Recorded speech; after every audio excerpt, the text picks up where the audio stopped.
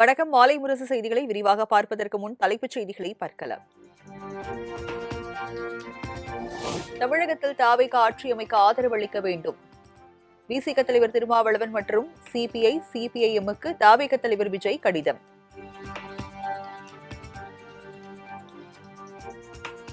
தாவேக தலைவர் விஜய்க்கு ஆதரவு அளிப்பது குறித்து டெல்லி தலைமைதான் அறிவிக்கும். திமுக உடனான கூட்டணி தேர்தலுக்கானது மட்டுமே என மாணிக்கம் தாகூர் எம்பி திட்டவட்டம். எங்களை பொறுத்த மட்டும் இந்த கூட்டணியில இந்த கூட்டணி என்பது தேர்தலுக்காக உருவாக்கப்பட்டது. 2026 தேர்தல் முடிவுற்றது. எங்களை பொறுத்த மட்டும் இந்த தேர்தல் அரசியல் விவகார குழு நேற்று முடிவெடுத்திருக்கிறது. அந்த முடிவை திரு கிரீஷ் சோடங்கர் அவர்கள் அறிவிப்பார். என்ன அடுத்து என்ன செய்ய போறோம். என்னை பொறுத்த மட்டும் நான் இதைத்தான் சொல்ல முடியும். நான் நேற்று கலந்து கொண்ட கூட்டத்தில், அரசியல் விவகார குழு கூட்டத்தில் சில முடிவுகள் எடுக்கப்பட்டது. அந்த முடிவுகளை பற்றிய அறிவிப்பை கிரீஷ் சோடங்கர் அவர்கள் தான் அறிவிக்க முடியும்.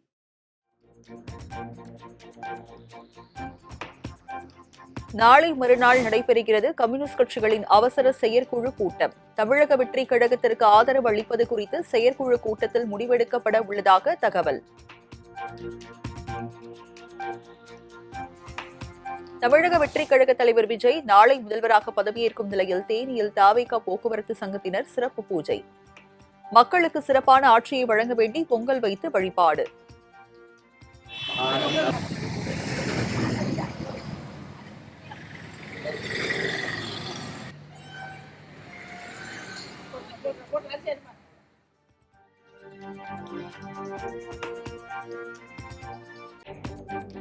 தமிழ்நாடு முதலமைச்சராக நாளை பதவியேற்கிறார் தாவேகா தலைவர் விஜய்.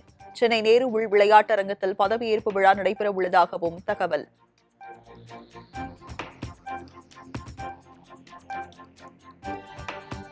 தாவேகா சட்டமன்ற கட்சித் தலைவராக தமிழக வெற்றி கழக தலைவர் விஜய் தேர்வு.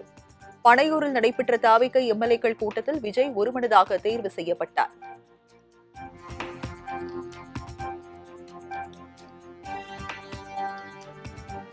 முதல்வராக பதவியேற்கும் விஜய் தலைமையிலான அமைச்சரவையில் யாருக்கெல்லாம் இடம்? நாளை முதல்வராக பதவியேற்க உள்ள நிலையில் கட்சி நிர்வாகிகளுடன் விஜய் தீவிர ஆலோசனை.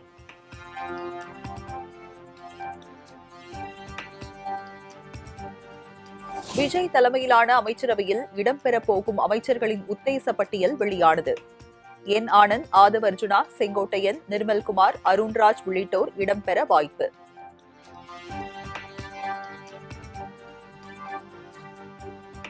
தமிழகத்தில் தாவேகா ஆட்சி அமைக்க ஆதரவு அளிக்கப் போவதில்லை. திமுக கூட்டணியிலேயே தொடரப்போவதாகவும் இந்திய யூனியன் முஸ்லீம் லீக் கட்சித் தலைவர் காதர் மொய்தீன் திட்டவட்டம்.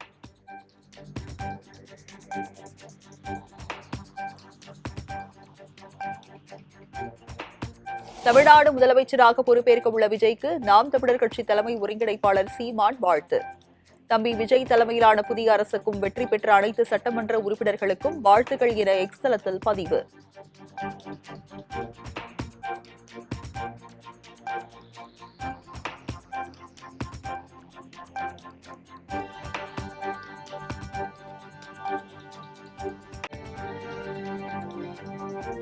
பணம் கொடுக்காமல் சில இடங்களில் வாக்கு கூட கேட்காமல் 1.5 கோடி பேர் தாவேகாவுக்கு வாக்களித்துள்ளதாக தென்னிந்திய திரைப்பட தொழிலாளர்கள் சம்மேளனம் பாராட்டு.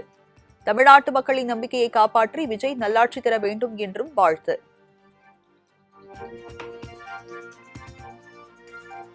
தனது பிறந்த நாளையொட்டி வீரவாளால் கேக் வெட்டி கொண்டாடிய ராயபுரம் தாவேகா எம்எல்ஏ விஜய் தாமு. தேர்தலில் வெற்றி பெற்ற 2ஆம் நாளில் 1.5 அடி நீளமுள்ள பிரம்மாண்ட வாளால் கேக் வெட்டிய காட்சி வைரல்.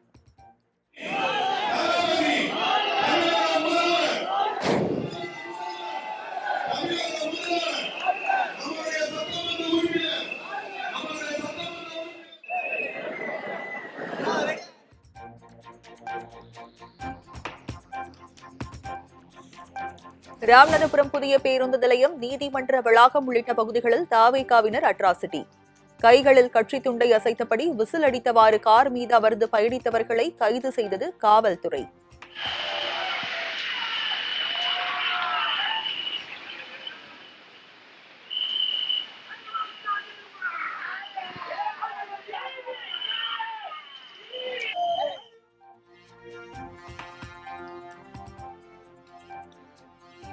ஆண்டிப்பட்டியில் உள்ள பல்பொருள் அங்காடியில் பயங்கர தீ விபத்து. 20 லட்சம் ரூபாய் மதிப்பிலான பொருட்கள் தீயில் எரிந்து சேதம்.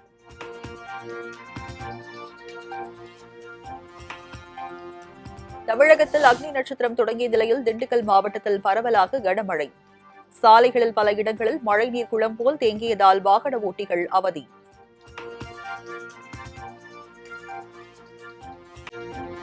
சென்னை அண்ணா அறிவாலயத்தில் திமுக தலைவர் மு.க.ஸ்டாலின் தலைமையில் நாளை மாலை எம்எல்ஏக்கள் கூட்டம்.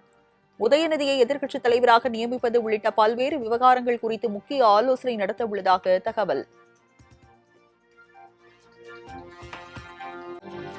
மேற்கு வங்க முதல்வர் பொறுப்பில் இருந்து விலக மாட்டேன் என மம்தா பானர்ஜி அறிவிப்பு.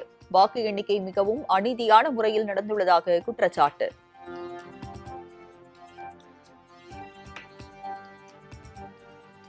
நூற்று 2 தொகுதிகளில் காங்கிரஸ் கூட்டணி வெற்றி பெற்ற நிலையில் கேரளாவின் புதிய முதல்வரை தேர்வு செய்வதில் இழுபறி. முதலமைச்சர் பதவிக்கு கே.சி. வேணுகோபால், ஏ.கே. ஆண்டனி உள்ளிட்ட முக்கிய தலைவர்கள் இடையே கடும் போட்டி.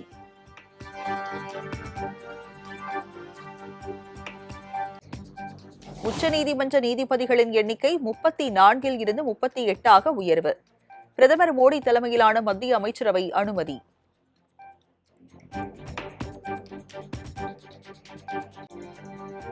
ஹோர்முஸ் நீரிணையில் தவிக்கும் கப்பல்களுக்கு பாதுகாப்பு அளித்து செல்லும் அமெரிக்க கப்பல்களை தாக்கினால் ஈரான் பூமியில் இருந்து துடைத்தெறியப்படும். அமெரிக்க அதிபர் டிரம்ப் கடும் எச்சரிக்கை.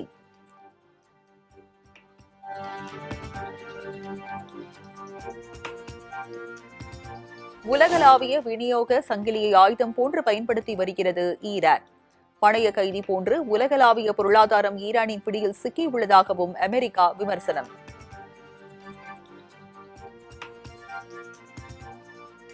ஐபிஎல் கிரிக்கெட் போட்டியில் சென்னை சூப்பர் கிங்ஸ் அபார வெற்றி. 8 விக்கெட்டுகள் வித்தியாசத்தில் டெல்லி அணியை வீழ்த்தி அசத்தல்.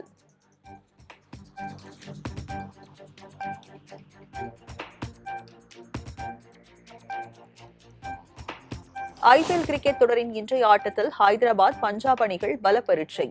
வெற்றி பெறும் முனைப்பில் இரு அணி வீரர்கள் தீவிர பயிற்சி.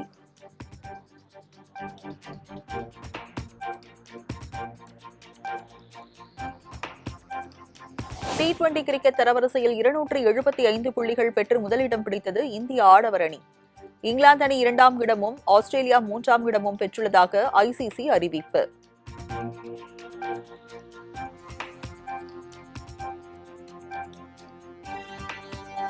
சென்னையில் ஆபரண தங்கத்தின் விலை சவரனுக்கு 1840 ரூபாய் உயர்வு.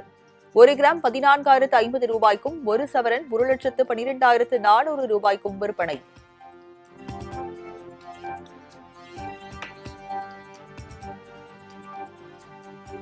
கோவை, நீலகிரி, தென்காசி, நெல்லை, கன்னியாகுமரி உள்ளிட்ட 7 மாவட்டங்களில் இன்று கனமழைக்கு வாய்ப்பு. சென்னை வானிலை ஆய்வு மையம் கணிப்பு.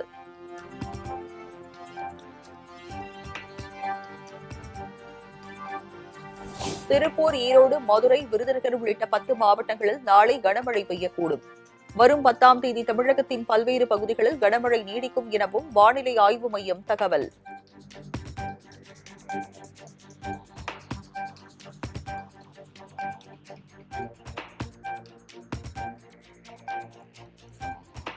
தமிழகத்தில் அதிகபட்ச வெப்பநிலை ஒரு சில இடங்களில் 2 முதல் 3 டிகிரி செல்சியஸ் அதிகரிக்கக்கூடும். சென்னை வானிலை ஆய்வு மையம் எச்சரிக்கை.